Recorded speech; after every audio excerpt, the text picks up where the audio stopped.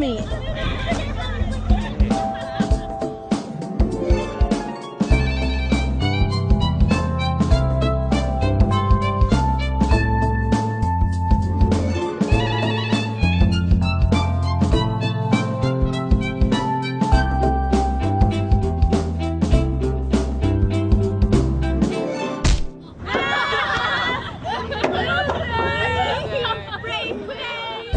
David, why is that nerd's fantasy always going to be a fantasy and not a reality?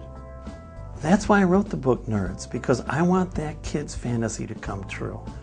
I want that kid to be able to do all sorts of math problems and get all the right answers and have all the girls say, wow, you want to go out with me on Saturday night?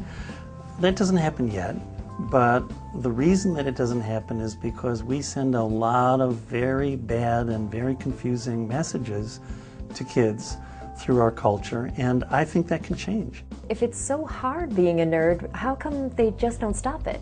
Most kids who are labeled as nerds don't think of themselves that way until they hear the label. You are a nerd. I've worked with kids who, one by one, their friends would stop having anything to do with them because the social cost was too high. And so they gradually, especially in middle school, lose friends, they're marginalized. It's really not a good thing for kids at all.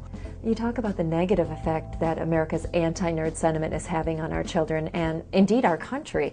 Can you talk a little bit about that?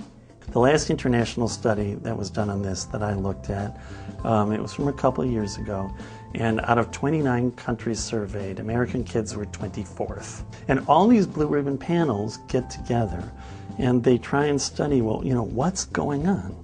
Why are American kids failing in math and science in middle school?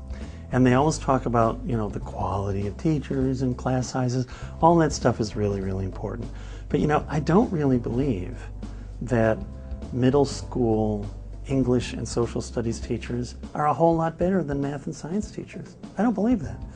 What I do believe is that there's something specifically about math and science that kids feel like it is some form of social death. Let's talk about nerd envy.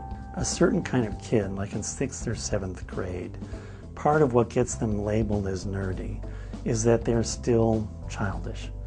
They're not so concerned about their appearance. They're not so concerned about what's cool and what's not cool, and they still allow themselves those childish enthusiasms. Now, I think one of the reasons that they get picked on is because other kids envy that unself-consciousness, envy that childishness. It's kind of like they're saying, how come I have to worry all the time about how I look? How come I have to think all the time about what's cool and what's not? And you never think about that. So how can we change our children's perception of nerds?